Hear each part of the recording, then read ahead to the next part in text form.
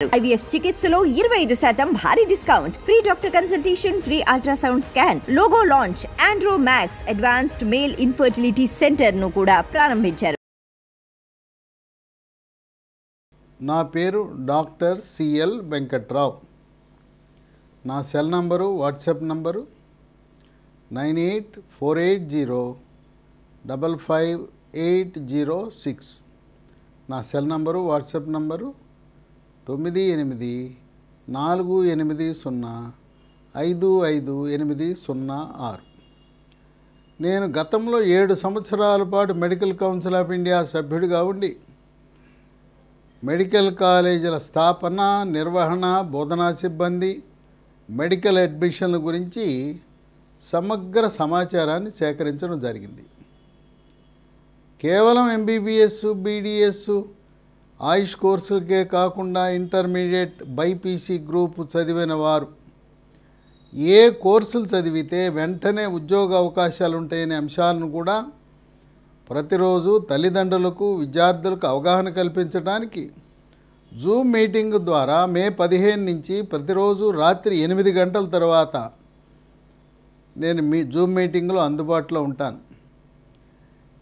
ఈ జూమ్ మీటింగ్తో పాటు వాట్సాప్ గ్రూపులు కూడా ప్రారంభించి నీట్ గైడెన్స్ కోసము, ఇంటర్మీడియట్, బైపీసీ వాళ్ళ కోసం వాటి ద్వారా కూడా వివిధ రాష్ట్రాలు, వివిధ యూనివర్సిటీలు ఇచ్చే నోటిఫికేషన్లను దానిలో పొందుపరుస్తూ వాట్సాప్ గ్రూపులో కూడా కొంత విలువైన సమాచారాన్ని తల్లిదండ్రులకు, విద్యార్థులకు అందిస్తున్నాం.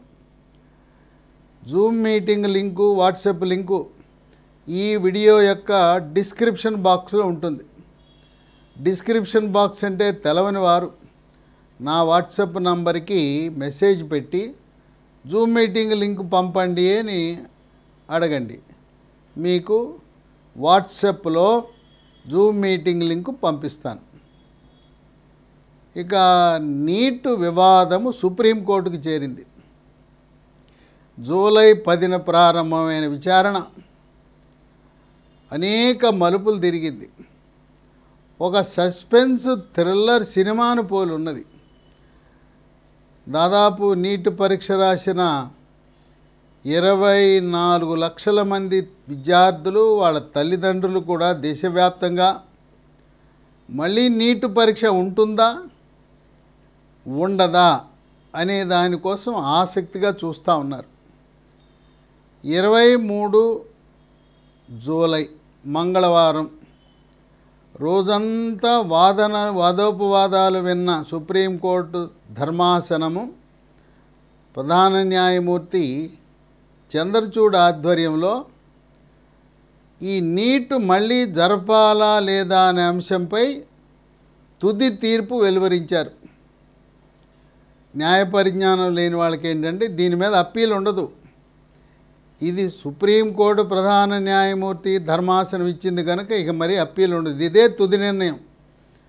ఇది ప్రభుత్వాలకు, అలాగే ఎన్టీఏకి, విద్యార్థులకు శిరోధార్యము. ఇది అమలవుతుంది. అయితే నీట్ పరీక్ష విస్తృత ప్రయోజనాలను దృష్టిలో పెట్టుకుని ఈ జరిగిన లీకేజీ పరిమితంగా 2 సెంటర్లకే పరిమితమై కేవలం 155 మందికే పేపర్ లీక్ అయింది నిర్ధారించుకున్న సుప్రీంకోర్టు ఈ తుది నిర్ణయాన్ని ఇచ్చి త్వరలో కేంద్ర ప్రభుత్వానికి నీట్ కౌన్సిలింగ్ ప్రక్రియ ప్రారంభించడానికి గ్రీన్ సిగ్నల్ ఇచ్చింది. అయితే ఒక అంశం సుప్రీంకోర్టు దృష్టికి వచ్చింది. ఫిజిక్స్ పేపర్లో ఒక ప్రశ్న ఉంది. దీనికి ఎన్సీఆర్టీ పుస్తకాలే ప్రామాణికం. నీట్కి ఎన్సీఆర్టీ పుస్తకంలో ఏది ఉంటే అదే కరెక్ట్ ఆన్సర్. ఒక ఫిజిక్స్లో ప్రశ్నకు 2018 ఎన్సీఆర్టీ పుస్తకంలో ఒక సమాధానం ఉంది, 2019 ఎన్సీఆర్టీ పుస్తకంలో మరో సమాధానం ఉంది. అయితే నిబంధనల ప్రకారము లేటెస్ట్ ఎడిషన్లో ఏది ఉన్నదో అదే కరెక్ట్ అని ఎన్టీఏ వాళ్ళు ప్రకటించడం జరిగింది.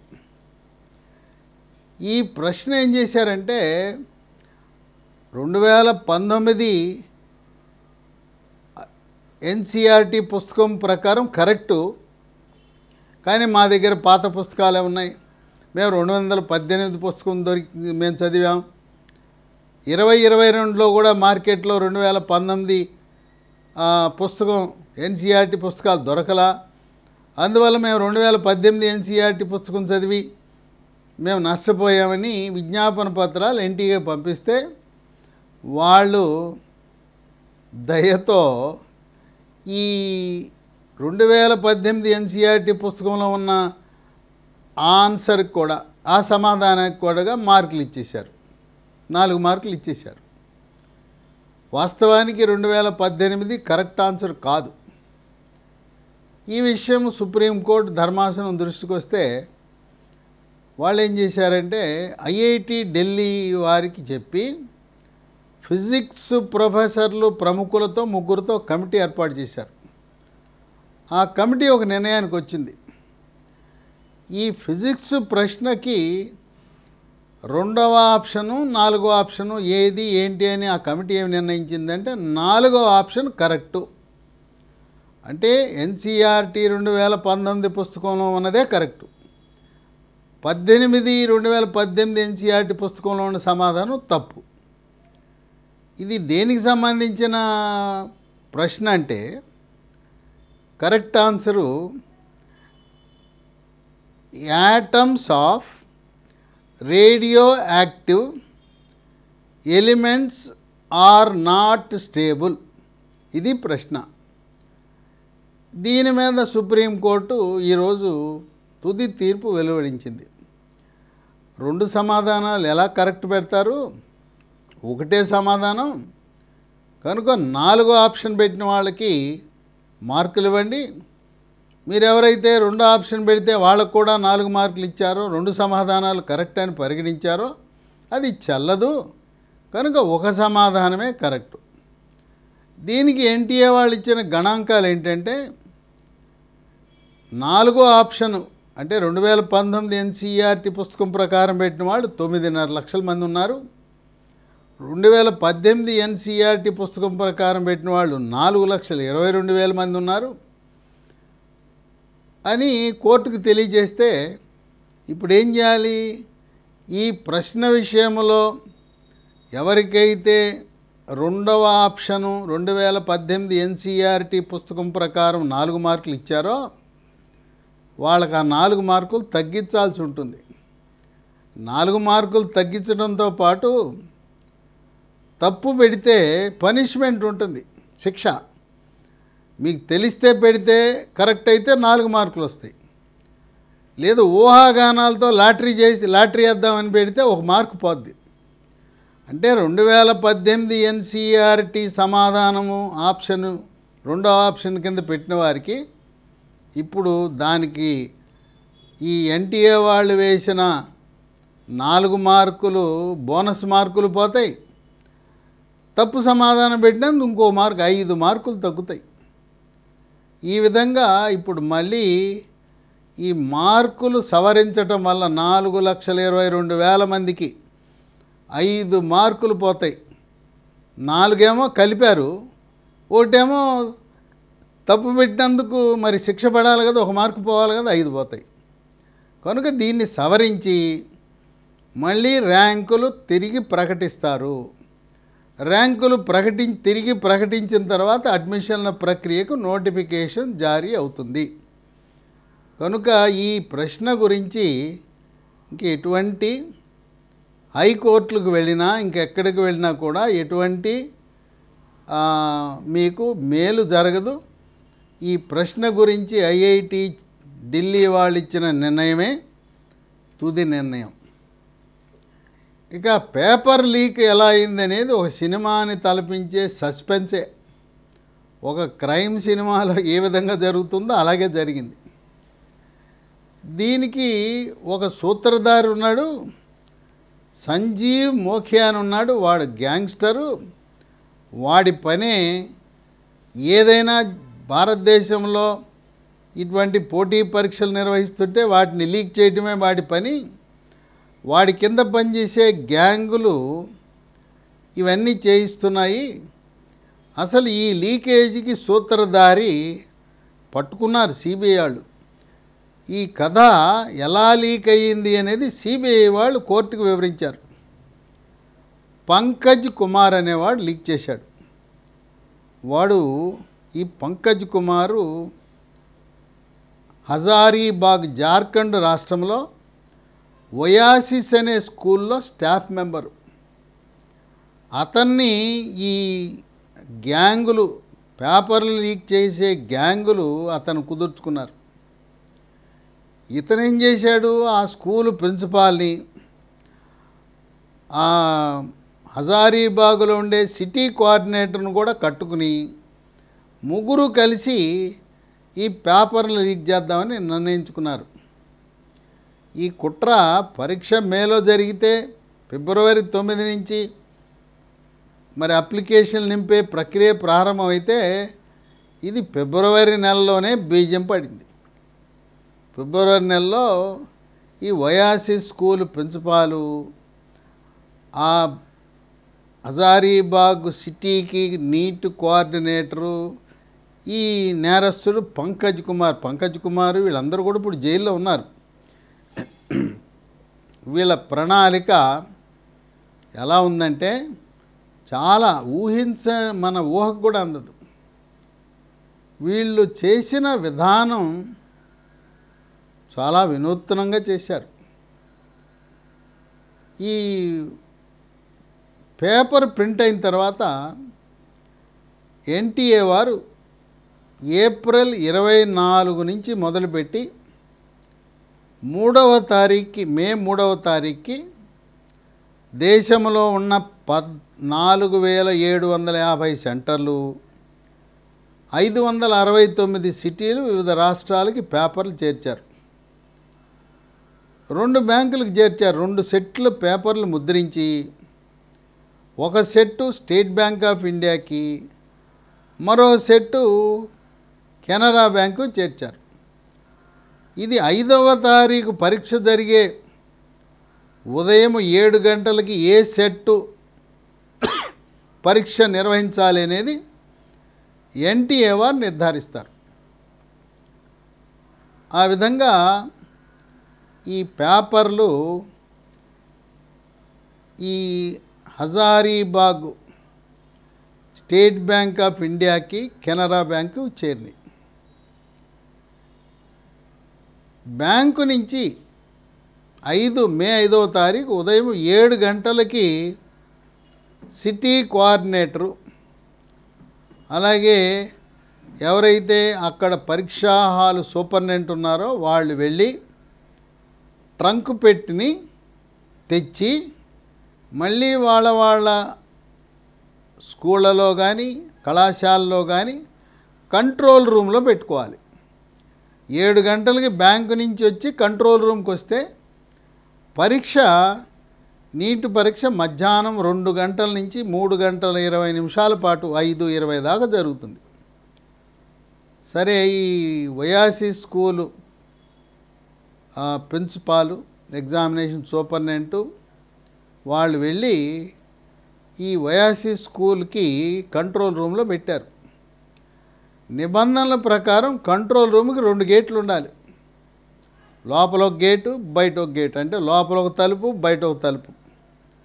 లోపల తలుపుకు తాళం ఉండాలి, మళ్ళీ బయట తలుపుకు తాళం ఉండాలి. ఈ బయట తలుపుకు సీలు కూడా 10 మంది సమక్షంలో, పెద్దల సమక్షంలో వెయ్యాలి. ఆ విధంగా పకడ్బందీగా ఈ పేపర్లు భద్రతా వ్యవస్థ, 7 అంచెల భద్రతా వ్యవస్థను ఎన్టీఏ రూపొందించింది. సరే, కంట్రోల్ రూమ్కి చేర్చారు. ఉదయం 7 గంటల తర్వాత ఒయాసిస్ స్కూల్ హజారీబాగ్లో లోపల పెట్టేశారు కంట్రోల్ రూమ్లో. అప్పటికే సిటీ కోఆర్డినేటరు, ఆ పరీక్షా కేంద్రం సూపరింటెండెంటు ఈ పంకజ్ కుమార్తో కుమ్మక్కై ఉన్నారు స్టాఫ్ రూమ్లో. వీళ్ళు ఏం చేశారంటే ఈ ట్రంకు పెట్టిని మళ్ళీ ఒక అట్టపెట్టిలో పెడతారు. ట్రంకు పెట్టి లోపల పేపర్లు ఉంటాయి. వీళ్ళు లోపల తలుపుకి తాళమేలా వదిలేశారు. లోపల తలుపుకు తాళం వేయకుండా పకడ్బందీగా బయటకు వచ్చి బయట తలుపు తాళం వేసి సీల్ వేసి అంతా సవ్యమని ప్రకటించారు. ఈ నేరస్తుడు పంకజ్ కుమార్ అతని స్టాఫ్ రూమ్కి సమీపంలోనే ఉంది ఈ ప్రశ్నాపత్రాలున్న కంట్రోల్ రూమ్. అతనేం చేశాడు, అతని స్టాఫ్ రూమ్ నుంచి ఎలాగో లోపల తలుపు తెరిచే ఉంది కదా, లోపలికి వెళ్ళిపోయాడు. వెళ్ళిపోయి ట్రంక్ పెట్టిన ఏం చేశాడంటే, ఇంతకు ముందే ఇతను ఈ పంకజ్ కుమార్ ఒక టూల్ కిట్ పెట్టుకున్నాడు. ట్రంక్ పెట్టిని ముందు పక్క నుంచి కాకుండా వెనక పక్క నుంచి దాన్ని పగలగొట్టి ఈ ప్రశ్నాపత్రాలు ఎలా తీయాలనేది ఒక రిహార్సల్ వేసుకుని ఈ టూల్ కిట్తో వెనకాల నుంచి ట్రంక్ పెట్టి పగలగొట్టి ప్రశ్నాపత్రాల బండిలు బయటికి తీశాడు. ఈ టూల్ కిట్ లోపల ఉన్నది అనేది ఈ సిటీ కోఆర్డినేటర్కి తెలుసు, అలాగే ఎగ్జామినేషన్ హాల్ సూపరింటెండెంట్ కూడా తెలుసు. ఒక విశేషం ఏంటంటే, ఎంత దయనీయమైన పరిస్థితి ఎన్టీఏ ఏదైనా కూడా మనము వివిధ తెలుగు రాష్ట్రాల్లో 10వ తరగతి కానీ ఇంటర్మీడియట్ కానీ సర్వీస్ కమిషన్ పరీక్షలు జరగాలంటే పోలీసు యంత్రాంగం సిద్ధమవుతుంది. జిల్లా ఎస్పీ, నగర కమిషనరు, అలాగే జిల్లా కలెక్టర్లు, ఆర్డీఓలు, తహసీల్దార్లు, వీళ్ళతో పాటు విద్యాశాఖ అధికారులు, డిఈఓలు, ఎంఈఓలు అందరూ కూడా 10వ తరగతి పబ్లిక్ పరీక్ష, ఇంటర్మీడియట్ పరీక్షలు, సర్వీస్ కమిషన్ పరీక్షల నిర్వహణలో భాగస్వాములు అవుతారు. ఇదేమి ఎన్టీఓ కానీ అసలు వీళ్ళెవరు గవర్నమెంట్ వాళ్ళనే పెట్టుకోలేదు. రాష్ట్ర కేంద్ర ప్రభుత్వ అధికారులు కానీ ఉద్యోగులు కానీ పెట్టుకోలే. వీళ్ళు పరీక్ష నిర్వహించింది ప్రైవేట్ స్కూళ్ళు, ప్రహరీ గోడలు కూడా లేని ప్రైవేట్ స్కూళ్ళలో నిర్వహించారు. తర్వాత రోజుకి 2,500 రూపాయలు ఏదో దినసరి కూలీలాగా వేతనం ఇచ్చేసి అంతా ప్రైవేట్ వాళ్ళు, ఎవరు అసలు గవర్నమెంట్కి సంబంధమే లేదు. గవర్నమెంట్ స్కూళ్ళ హెడ్ మాస్టర్లు లేరు, గవర్నమెంట్ కాలేజీల ప్రిన్సిపాల్ లేరు, రాష్ట్ర పోలీసులకు సమాచారం లేదు, జిల్లా కలెక్టర్కి సమాచారం లేదు, రెవెన్యూ యంత్రాంగానికి సమాచారం లేదు. పోనీ కేంద్ర ప్రభుత్వ యంత్రాంగం ఉంది, సిబిఐ ఉంటుంది వివిధ రాష్ట్రాల్లో, ఐబిఎన్ ఇన్ఫర్మేషన్ బ్యూరో ఉంటుంది, హోంశాఖకు ప్రతినిధులు ఉంటారు. వాళ్ళు ఎవ్వరికీ చెప్పకుండా ఈ ఎన్టీఏ వాళ్ళు మొత్తం ప్రైవేట్ వాళ్ళ చేతిలో పెట్టేశారు. వాళ్ళకి రోజుకి ఇచ్చేది ఆ రోజు పనిచేసినందుకు 2,500. ఇక పంకజ్ కుమారు వెనక పక్క నుంచి ట్రంక్ పెట్టి తెరిచాడు. తెరిచి ప్రశ్నాపత్ర బండిల్స్ ఒకటి తెరిచాడు. తెరిచి ఇప్పుడు ఈ నీట్ పరీక్ష ప్రతి విద్యార్థికి ఒక కవర్ వస్తుంది. ఆ కవరు కత్తిరించడం కాదు, చింపటం కాదు, అది ఇలా టేర్ అంటారు, ఇట్లా చింపటమే. అది చింపిన తర్వాత మళ్ళీ అతుక్కోదు. ఒకసారి చిరిగిందంటే కవరు ఎవరైనా చింపితే మళ్ళీ అతికించడం సాధ్యపడదు. ఒక కవరు చింపారు. చింపి ఇతను ఏం చేశాడంటే లోపల ఉండే ప్రశ్నాపత్రాన్ని ఈ సెల్ ఫోన్లో స్కానింగ్ చేశాడు. అన్ని పేజీలు స్కానింగ్ చేశాడు. స్కానింగ్ చేసినప్పుడు ఆ ఒక్కొక్క విద్యార్థికి ఒక నెంబర్ ఉంటుంది. అలాగే ఆ పరీక్షా కేంద్రం కోడ్ నెంబర్ కూడా ఉంటుంది. పరీక్షాపత్రం కోడ్ నెంబరు, విద్యార్థి యొక్క ఆ కోడ్ నెంబరు ప్రతి పేజీలో కూడా ఉంది. అది సరే, అతను స్కాన్ చేసుకున్నాడు. ఇది సెల్ ఫోన్ కెమెరాలో స్కాన్ చేసుకుని అంతా మొత్తం అంతా ఫోటో తీసుకున్నాడు. మరి అది మళ్ళీ అతికించాలంటే ఆ కవర్ అతకదు కదా. అప్పుడు ఏం చేశాడంటే సిగరెట్ లైటర్ పెట్టి మళ్ళీ ప్రశ్నాపత్రాన్ని లోపల పెట్టేసి ఇది అతికిచ్చేశాడు. ఆ వేడికి అతుక్కుపోయింది. ఇది జరిగింది సిబిఐ వాళ్ళు ఇచ్చిన సమాచారం ప్రకారం ఉదయము 8:02 నుంచి 9:26 వరకు జరిగింది. అయితే వీడు ఈ దొంగ లేదా నిర్వాహకులు, ఆ ప్రిన్సిపాలు, ఆ సిటీ కోఆర్డినేటరు వాళ్ళు గమనించిన విషయం ఏంటంటే, ఏదైతే ట్రంక్ పెట్టి ఉన్నదో ఆ రూమ్లో సీసీటీవీ కెమెరా ఉన్నదని మర్చారు. ఆ సీసీటీవీ కెమెరాలో మొత్తం రికార్డ్ అయింది. 8:02కి లోపలికి వెళ్ళటం, 9:26 బయటికి రావటం, సీసీటీవీ ఫుటేజ్ని సిబిఐ వాళ్ళు విశ్లేషించడం జరిగింది. ఇక ఆయన బయటకు వచ్చి పంకజ్ కుమారు స్కాన్ చేసిన ప్రశ్నాపత్రాలని వాట్సాప్ ద్వారా అప్పటికే కొంతమంది విద్యార్థుల్ని సిద్ధం చేసుకున్నాడు. ఎంతమంది విద్యార్థుల్ని సిద్ధం చేసుకున్నాడంటే, హజారీబాగ్లో 130 మందిని సిద్ధం చేశాడు. పాట్నాలో మరొక 25 మందిని సిద్ధం చేశాడు. ఓ బిల్డింగ్ను అద్దెకి తీసుకున్నారు తాత్కాలికంగా. 3వ అంతస్తులో ఈ పేపర్లకి, క్వశ్చన్లకి సమాధానాలు తెలవాలి కదా, అందుకోసం ఈ సమాధానాలు రాయటానికి ఒక 8 మందిని ప్రత్యేకంగా తెచ్చిపెట్టారు ఆ బిల్డింగ్లో 3వ అంతస్తులో. వీళ్ళు ఎవరంటే టీచర్లు కాదు, పోయిన సంవత్సరం నీట్ పరీక్ష రాసి నీటిలో ప్రావీణ్యం పొందిన, ఎయిమ్స్లో చదువుతున్న, ఎయిమ్స్ పాట్నా, ఎయిమ్స్ రాంచీ ప్రతిభ కలిగిన విద్యార్థులు ఎవరైతే నీటిలో టాప్ ర్యాంకులు సాధించి వైద్య విద్యను అభ్యసిస్తున్నారో వాళ్ళని తెచ్చిపెట్టుకున్నారు. వాళ్ళు ఏం చేశారంటే, తలా ఒక 20-25 ప్రశ్నలకి సమాధానాలు సిద్ధం చేశారు. ఇక కింద ఒక అంతస్తులో మగపిల్లలను పెట్టారు, మరొక అంతస్తులో ఆడపిల్లలను పెట్టారు. ఇక 9:30 నుంచి ఇది జరిగింది. ఈ మనకు సమాధానాలు 10కి అరగంటలో సిద్ధం చేశారు. ఇతనేమో పంకజ్ కుమారు వెనకాల వాహనంలో అక్కడికి వెళ్ళాడు. కానీ పేపర్ మాత్రం, స్కాన్ చేసిన పేపర్ వాట్సాప్లో ముందు వెళ్ళిపోయింది. ఇక ఈ 130 మంది 10 గంటల నుంచి 12:30 వరకు 2:30 గంటల పాటు ఏదైతే ఈ పేపర్ సాల్వర్స్ వాళ్ళు టిక్కులు పెట్టి ఇచ్చారు, ఓ పేపర్ మీద టిక్కులు పెట్టి ఇచ్చారు. ఆ టిక్కులు పెట్టి ఇచ్చిన దాన్ని బట్టి పెట్టారు. వాళ్ళకి 2 నుంచి 2:30 గంటల సమయం వచ్చింది. బాగా చదువుకున్నారు. ఈ హజారీబాగ్ నుంచి వాట్సాప్ ద్వారా పాట్నాలో పంపించారు. పాట్నాలో కూడా ఒక 25 మంది విద్యార్థులతో ముందే డీల్ కుదుర్చుకుని ఆ 25 మందికి ఆడపిల్లలకు ఒక చోట, మగపిల్లలకు ఒక చోట శిక్షణ ఇప్పించారు. వీళ్ళు కుదుర్చుకున్న డీల్ ఏంటో తెలిసిన 30 నుంచి 70 లక్షలు. ఈ 30 నుంచి 70 లక్షలు కొంత అడ్వాన్స్ ఇచ్చారు.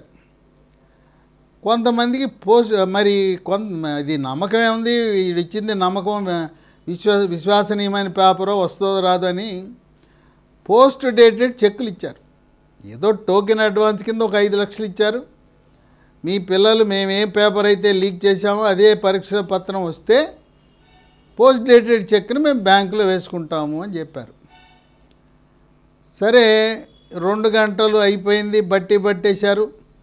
12:30కి ఇక ఎక్కడ వాళ్ళు అక్కడికి, 2 గంటలకి సెంటర్కి వెళ్ళాలి కదా, 2 గంటల పరీక్ష ప్రారంభం, 1:30 కన్నా చేరాలి కదా, వెళ్ళారు.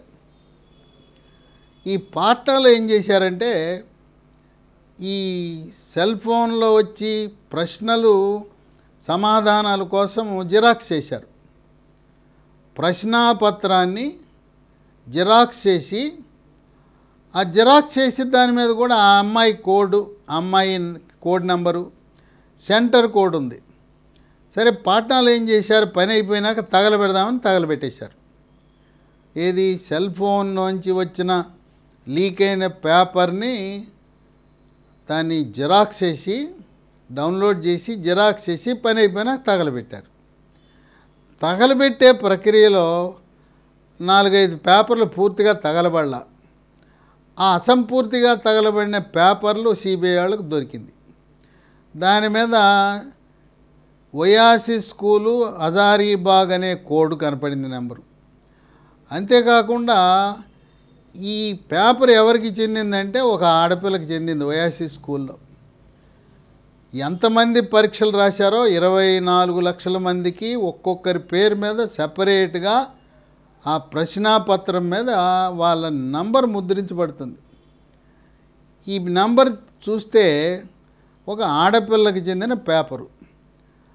అప్పుడు సిబిఐ వాళ్ళు వెళ్ళి ఆ ప్రశ్నాపత్రం చూస్తే అది సీలింగు ఈ లైటర్తో, మనము సిగరెట్ వెలిగించుకునే లైటర్తో దాన్ని సీల్ చేసినట్టుగా ఆధారాలు లభించినాయి.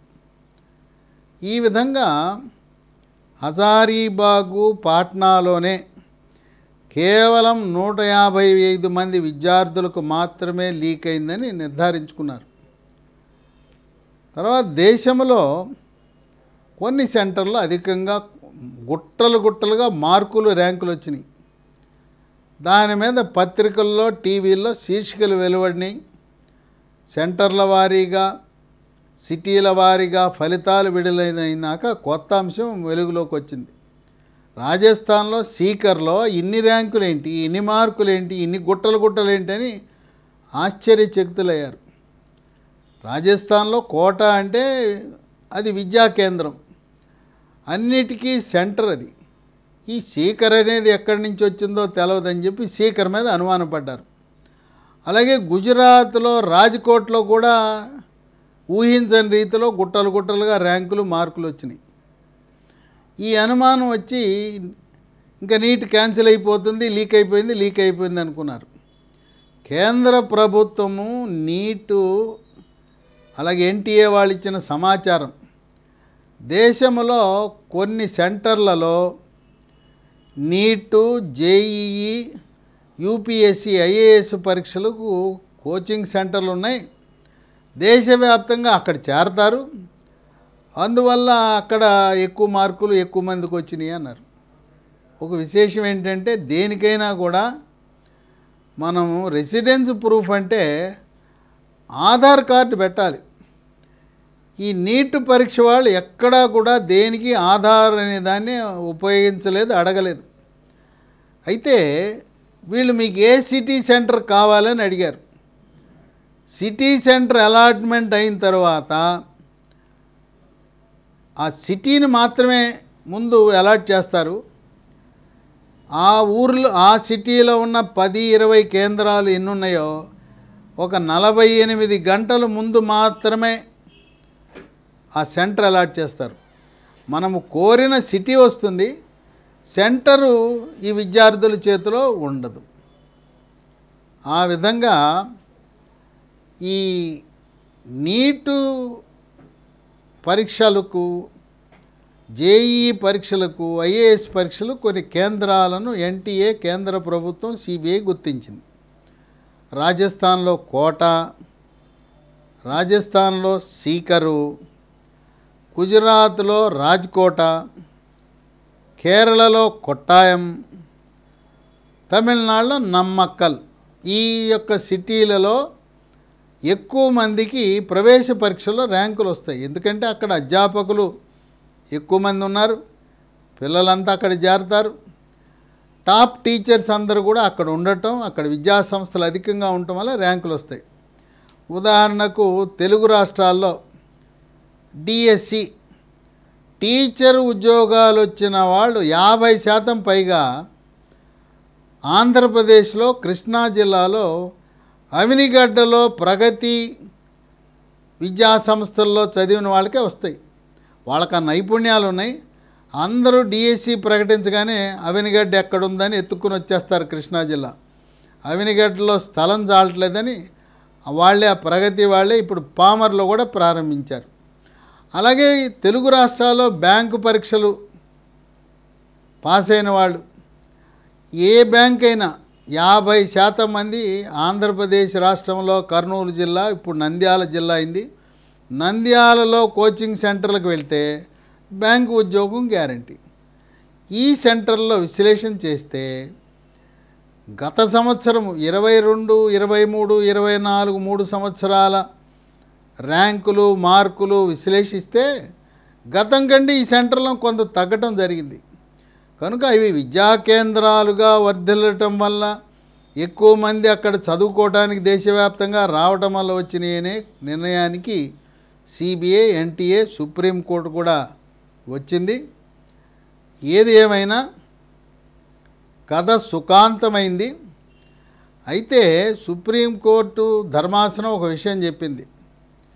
ఇప్పుడు దొరకకపోయినా ఎవరైనా విద్యార్థి భవిష్యత్తులో వక్ర మార్గాల ద్వారా పేపర్లు లీక్ చేసో పేపర్లు కొనో ఎటువంటి మాల్ ప్రాక్టీసెస్ తప్పుడు విధానాల ద్వారా సీటు పొంది ఉంటే భవిష్యత్తులో 2 ఏళ్ళు 3 ఏళ్ళు 4 ఏళ్ళ తర్వాత అయినా ఎంబీబీఎస్ డిగ్రీ వచ్చిన తర్వాత అయినా పీజీ చదువుతున్న సమయంలో కూడా ఈ అక్రమం బయటపడితే మీ ఎంబీబీఎస్ డిగ్రీ సీటు రద్దు చేయటం, ఎంబీబీఎస్కి డిబార్ చేయటం, దాంతోపాటు క్రిమినల్ కేసు నమోదు చేసి జైల్లో కూడా పెడతామని హెచ్చరికలు జారీ చేశారు.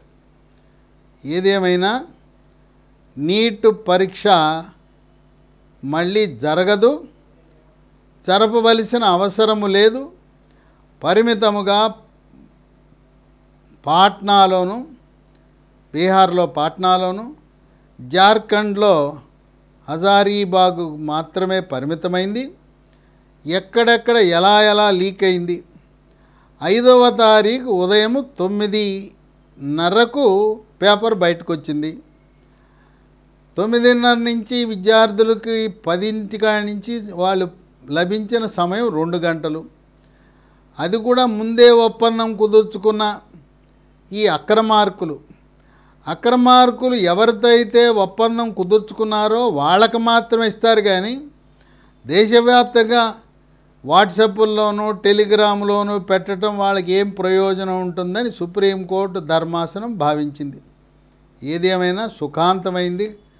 ఇది సస్పెన్సర్ థ్రిల్లర్ సినిమాలో ఉంది. దీన్ని నీట్ 2024 అనే ఒక వెబ్ సిరీస్ కానీ సినిమా కానీ తీస్తే సూపర్ డూపర్ హిట్ అవుతుంది. ఈ ఒక ప్రశ్నకు 4,22,000 మందికి 5 మార్కులు తగ్గించి మళ్ళీ అందరికీ ర్యాంకులు ప్రకటించవలసిన అవసరం ఉంది. ఏదేమైనా జూలై నెలాఖరు లోపల అడ్మిషన్ల కొరకు ప్రకటన విడుదలవుతుంది. కథ సుఖాంతమైంది కనుక తల్లిదండ్రులు, విద్యార్థులు కొంత ఊరట లభిస్తుంది. సీటు వచ్చింది, ఎంతో కష్టపడ్డాం, మళ్ళీ పరీక్ష రాస్తే సీటు వస్తుందో రాదో అని ఆందోళన చెందారు తల్లిదండ్రులు. అటువంటి ఆందోళనకు ఫుల్ స్టాప్ పడింది. అయితే తెలుగు రాష్ట్రాలకు సంబంధించి ఆంధ్రప్రదేశ్ రాష్ట్రంలో ఉండే సీట్లకు ఆంధ్ర ప్రాంతం వారు, ఆంధ్రప్రదేశ్ వాళ్ళే అర్హులు. తెలంగాణ రాష్ట్రంలో తెలంగాణ రాష్ట్ర పిల్లలు మాత్రం అర్హులు. రాష్ట్ర విభజన జరిగి 10 సంవత్సరాలు పూర్తవుతున్న కారణంగా విజయవాడ సిద్ధార్థ మెడికల్ కాలేజీలో ఉన్న 36% తెలంగాణ సీట్లు ఈ సంవత్సరం ఉండవు. ఆంధ్రప్రదేశ్లో తెలంగాణలో కొత్తగా మెడికల్ కాలేజీలు మంజూరయ్యే అవకాశం ప్రశ్నార్థకమే. యథావిధిగా ఆగస్టులో వెబ్ కౌన్సిలింగ్ జరుగుతుంది. ఇంకా దీని గురించి నీట్ కౌన్సిలింగ్ గురించి ఇంటర్మీడియట్ బైపీసీ పాస్ అయిన తర్వాత ఏ కోర్సు చదవాలంటే సాంప్రదాయ కోర్సులు చదవద్దు, అవి చదివితే ఉద్యోగం రాదు. చదవకూడని కోర్సులు వెటర్నరీ, అగ్రికల్చర్, తర్వాత horticulture, fisheries, biotechnology, forensic, food and science, pharmacy, B pharmacy, M pharmacy, bio informatics ఇలాంటి కోర్సులు చదివితే ఉద్యోగము రాదుగాక. ఫార్మసీకి కూడా ఎక్కడ ఉద్యోగాలు లేవు. దీని బదులుగా ఆడపిల్లలు బీఎస్సీ నర్సింగ్ చదివితే మంచి అవకాశాలు ఉంటాయి. అందరూ నీట్ పరీక్ష పాస్ కాకపోయినా బిఎన్వైఎస్ న్యాచురోపతి డాక్టర్ కోర్స్ చదవచ్చు. ఈ కాలేజీలు హైదరాబాద్లోను, గుంతకల్లోను, బాపట్లలో ఉన్నాయి. ఇంటర్మీడియట్ ఆధారంగా కానీ, ఎంసెట్ ఆధారంగా కానీ నూతనంగా తెలుగు రాష్ట్రాల్లో కొత్త కోర్సులు వచ్చినాయి. వాటిని బీఎస్సీ పారామెడికల్ కోర్సులని, వీటినే అలైడ్ హెల్త్ సైన్స్ కోర్సులు అంటారు. ఆంధ్రప్రదేశ్లో doctor NTR university of health science ఆధ్వర్యంలో, తెలంగాణలో కాళోజీ నారాయణరావు యూనివర్సిటీ ఆధ్వర్యంలో ఈ అలైడ్ హెల్త్ సైన్సెస్ కోర్సెస్ జరుగుతాయి. అవన్నీ కూడా 100% జాబ్ గ్యారంటీ కోర్సులు. రాబోయే 25 సంవత్సరాల వరకు భారతదేశంలో కేంద్ర రాష్ట్ర ప్రభుత్వాలు, కార్పొరేట్ హాస్పిటల్లోనే కాక గల్ఫ్ దేశాలలో, పాశ్చాత్య దేశాలు, అమెరికాలో కూడా ఉద్యోగాలు వస్తాయి. ముస్లిం యువతీ యువకులు బీఎస్సీ అలైడ్ హెల్త్ సైన్స్ చదివితే మీకు గల్ఫ్ దేశాలలో గ్యారంటీగా ఉద్యోగం లభిస్తుంది. హిందువుల కంటే కూడా గల్ఫ్ దేశాల్లో మొదటి ప్రాధాన్యత ముస్లిం యువతీ యువకులు ఇవ్వటం అనేది సాధారణంగా జరుగుతుంది. కనుక కాలము చెల్లిన గత 75 సంవత్సరాలుగా ఉన్న సాంప్రదాయ కోర్సులు, ఎంసెట్ ఆధారంగా జరిగే కోర్సుల్లో చేరి జీవితము నాశనం చేసుకోవద్దు. మీకు ఇంకేమైనా అనుమానాలు ఉంటే జూమ్ మీటింగ్లో చేరండి. మీ అనుమానాలను నివృత్తి చేయటానికి తల్లిదండ్రులు కానీ, విద్యార్థులు కానీ, మీ సోదరిమణులు, విద్యార్థి బిజీగా ఉంటే మీ అక్క, అన్న, తమ్ముడు, చెల్లి ఎవరో ఒకరు జూమ్ మీటింగ్లో జాయిన్ అయ్యి మీకు ఉపయోగపడే సమాచారము నేను ఇవ్వటానికి సిద్ధంగా ఉన్నాను. ఈ నీట్ కౌన్సిలింగ్లో మీరు చక్కటి కాలేజీని ఎంపిక చేసుకోవటంలో, రాష్ట్రాన్ని ఎంపిక చేసుకోవటంలో, ఏబీసీ కేటగిరీలను ఎంపిక చేసుకోవటంలో తగు సలహాలు, సూచనలు కూడా జూమ్ మీటింగ్ ద్వారా అప్లికేషను నింపేటప్పుడు ఆప్షన్స్ ఎన్ని ఉంటే అన్ని పెట్టుకునే అవకాశం ఉందని గమనించండి. All the best to all of you. కథ సుఖాంతమైంది. నీట్ పరీక్ష మళ్ళీ జరగదు.